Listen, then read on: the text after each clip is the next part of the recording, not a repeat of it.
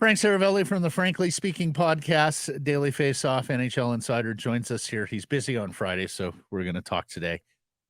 He's still licking his wounds from Monday's football game. Hope you're okay. You're just picking the scab right off. He was just getting over it. It's deserved. I mean, that was a disaster. I mean, I can't imagine a pro sports team collapsing in that type of fashion. Like, I know that they probably weren't as good as their record was, 11-1 to start the year, but the way that the teams they lost to, the way that they fell apart, the collapses in the second halves, losing to the Cardinals, the Giants, like it just, and then Baker Mayfield beats you in the playoffs. Like, where's your difference maker in Jalen Hurts? Where's your defense? How did everyone forget how to tackle? Should have gone all in at the trade deadline. I'm glad they didn't. This is the warning from professional sports, right? This is, how real are the Canucks? Should they go all in? These are the lessons that we're trying to teach you. We talked about that last week, Frank, and you articulated the point: give yourself as many shots. I'm not sure if you picked up Patrik Allvin, but he was talking about how he may owe it to the players to get more aggressive at the trade deadline. So what are you hearing? How aggressive do you think they've been to date? And do you think they'll be amongst the most aggressive between now and March 8th? Aggressive has been their middle name in the last calendar year. I mean, we've talked about it. I've written a story saying that Patrik Allvin and kind of coupled with Jim Rutherford should be the GM of the year frontrunners because of all the moves that they've made. But I do understand his thought process and what he's saying.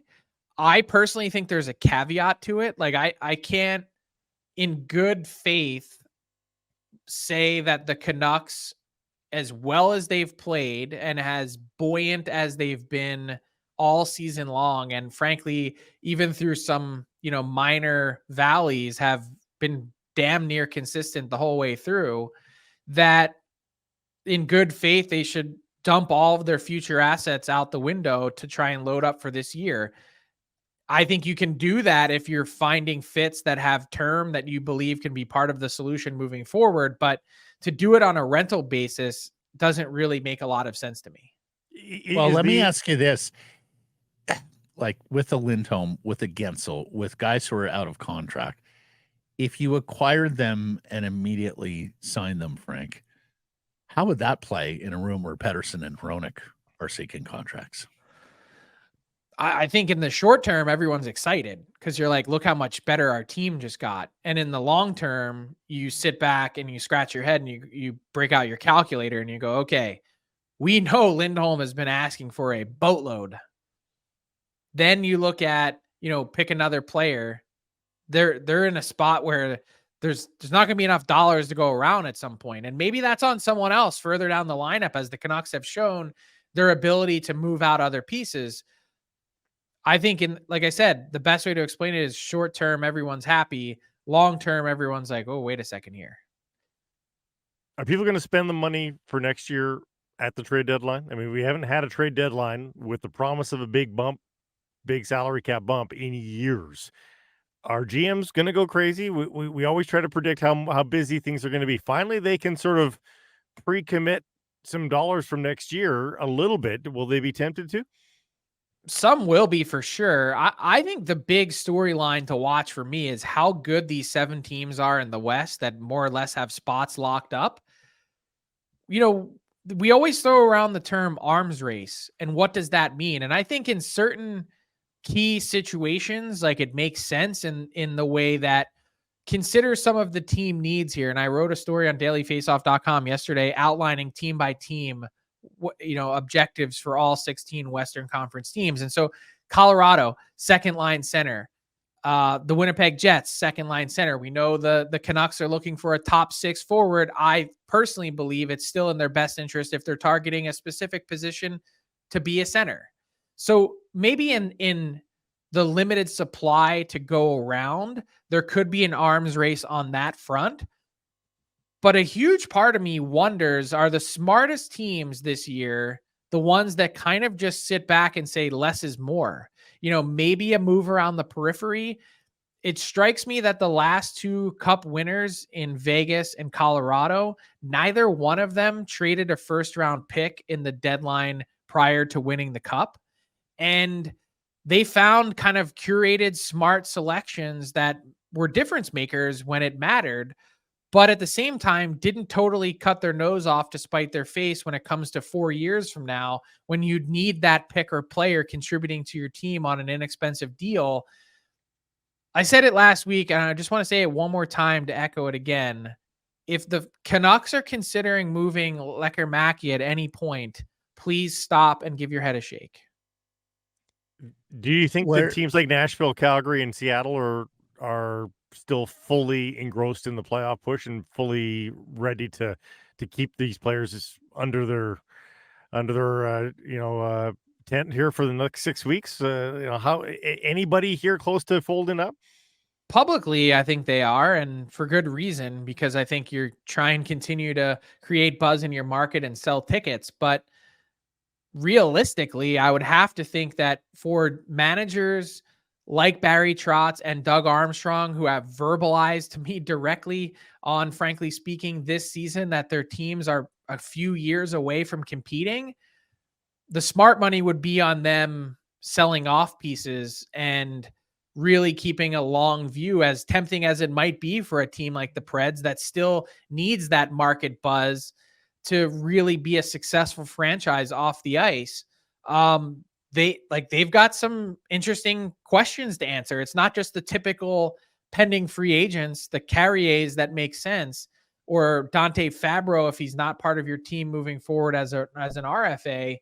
But like, what about someone like a Colton Sissons, who has a couple years left at $2.8 million that, on the back end of where you want to get to, might just kind of be aging out of where you want to go. So I think all those teams have intriguing decisions to make. The Blues, how do they free up some cap flexibility and roster flexibility? They're not winning with that blue line, all 4 guys making, $24 million with no trade clauses, and are on the wrong side of 30. How do you find a way to shake things up? So I do think that they're in a spot where they're much closer to moving on than committing to a race. Yeah, lots of UFAs in Nashville as well, Frank.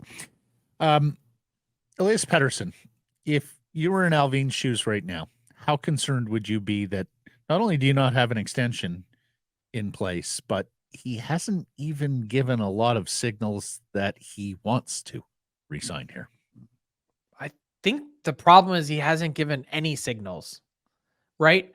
And I think we all get twisted in trying to read through little things. What does this mean? It's like, it kind of reminds me of like, when you first start dating a girl and you're reading through the text messages and you're trying to just pick up little things between the lines. Like, does she like me? Does she not? Am I in the mix? And the Canucks are kind of in that spot where they see this guy every day. They see his greatness and they're overeager. Let's get to the table. Let's get this done. Put pen to paper. We are willing to back up the truck for you. And they're just kind of being stiff-armed. They're not being strong-armed. It's more just like, well, I'm not there yet. And I get their level of concern. I don't think it's at any sort of heightened level because we've still got a long ways to go. But man, he could make life really easy for them when it comes to not just this deadline, but also for how this summer plays out and how aggressive they are at this deadline. That I think sometimes, as much as the player wanted to slow play this and is not in any rush, really what it comes back to in the long run is that he's only going to hurt himself and the team, in the sense that, look, he made the smart play in the beginning of the year. He's made himself a lot more money this year by playing it out, I think, overall. And I think we'd all nod our heads and agree at that. But when your mission and mandate is to play on an absolute contender and you want to be on the best team possible, well, you can do your team a huge favor and provide them the proper roadmap necessary to get to where they want to get to by signing sooner rather than later. So don't come back to us later on 6 months from now and say, well, hey, they just didn't get the job done. This team isn't competitive as it could have been. He's going to have to shoulder some of that as well the longer it drags on. The club has been consistent in messaging, look, he's an RFA, not a UFA. We have 2 years of control here. But do you think there's any realistic avenue where the Vancouver Canucks would go, all right, Elias, we'll qualify you as an RFA and let you play out your final year of the deal before unrestricted free agency? Do you think there's any possibility of that? I mean, trying to think of a percent chance. 7, 10. It's small. I mean, 7. Let's go 7. That would be disastrous on so many fronts. I mean, you're broadcasting to everyone that this is not going to likely be a long-term fit. You have a, franchise caliber player that you get to enjoy the spoils of for one more year potentially, but you also shoulder a whole ton of risk as well. I can't imagine it coming to that point. It's really not even on my radar at all that I think we're a long way off from thinking that Pettersson's not going to sign or even a midterm deal, let alone a long-term deal. I just don't see the path. No. Yeah. So basically, if you get to June 25th or July 1st, the qualifying window, and you don't have him on an extension, at that point, you have to consider trading Elias Pettersson. Is that fair? Yes. So draft is the deadline for you. I kind of think June, like if your team's not playing still, that June 1st is like, I'm looking at it going, all right, we're putting our helmets on and we're going into battle here the rest of this month, trying to figure this thing out. Well, right, because there's two elements to that. You have to have a deadline of we're going to negotiate to this point, and then after that, we have to start looking at trades at that point if we don't get it. So you have to give yourself time for that too. That's why I think it's early June. A little bit earlier, yeah. And so the clock it's ticking, and not really yet, but man, like to do it in the next month would be incredibly important for the Canucks. Mm-hmm. And you can understand. I understand why they're getting antsy. Like I think they've done a good job of kind of publicly tamping down the frustration. And that interview with Ian McIntyre was kind of sort of the first crack that we've seen in them saying, hey, this is, it's a little bit unusual. But I could tell in talking to not just Canucks executives, but people around the league that under the surface, they're itching to get this done. Yeah, I mean, within reason, do they have the blank check out? Like they're not signing up for $15 million, but within reason, yes. Isn't the blank check effectively been handed over to him? More or less. Like they're like, like what you tell us what kind of term you're looking for, and we'll work out an AAV with you. Like that's kind of where it is, and he's going to be a very wealthy man, whether it's midterm or long term. Yeah, and of course, full no move too, right, Frank? Like they're willing to give him that. One would think. Yeah. I almost felt like this week's interview in Allvin with McIntyre is, and as is the way in the modern world, usually with a select reporter, I almost felt like this is their sort of way of putting a little bit of pressure on Pettersson and his camp. And I sort of wonder how that's going to be received because he's a different cat. I think we've all realized that. Yeah, and I don't know the answer to that, but the fact that, I had, a previous interview with Allvin in November, that was sort of the first, hey, like they're letting everyone know we're pushing. Right. Mm-hmm. That this next one was like, this is a little bit unusual. If there's another one a month from now before the deadline, as they're sort of setting everything up, like I wouldn't be surprised if he's not signed to see them take it a step further. Yeah. And the other thing is there's a history in this market. Like the owner does try to Vancouver? Get close. Yes. History market. Yeah. Well, no, but the owner does try and get close to players. Like he considers himself a, compatriot of the players. Like I know in the past, he has told his managers, okay, let me take a crack at him sort of thing. So well, no, but the idea being that this could be the idea being that what people think Frank is cool. Like no, the idea being that the Canucks take this personally,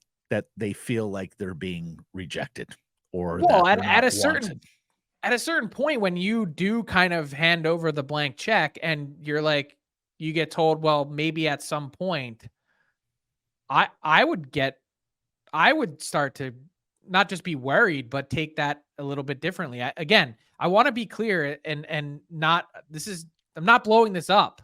I think that there's plenty of time and I really don't have any alarm, but at a certain point, you will have some if it's not done. Well, I guess for a lot of people, it's what are you waiting for? Because I think he had a lot of runway, especially, a month into the season where he's performing, and he had 100 points last year, where he's still trying to see what the organization looks like. Do they have a level of direction?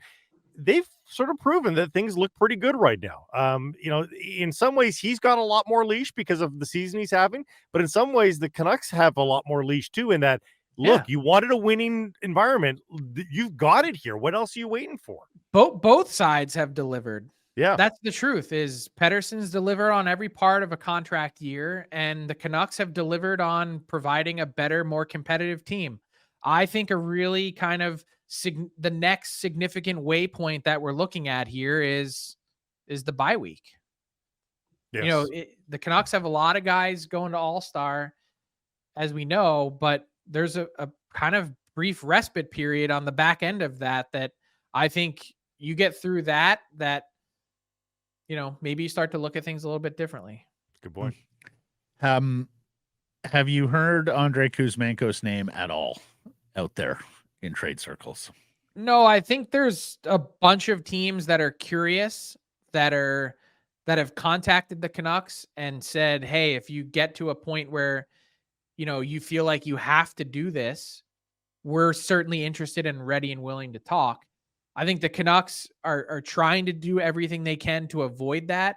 I think Kuzmenko, for his part, has played a little bit better the last few games, which has been encouraging. And I think, he wants to be part of the solution, which is really an important part of the jigsaw puzzle that you're trying to put together. A lot of times when you get to healthy scratch zone, you start to, it's not so much ego, but you start to deal with guys that have their feelings hurt, that can't ever really look at you the same way. And the fact that Kuzmenko, yes, he's older, but is in that second year, has sort of stepped up and said he wants to be there. It's a lot easier to work with a player when they respond that way. Yep. Great stuff, Frank. Have a good trip. We'll catch up next week. Thanks, guys.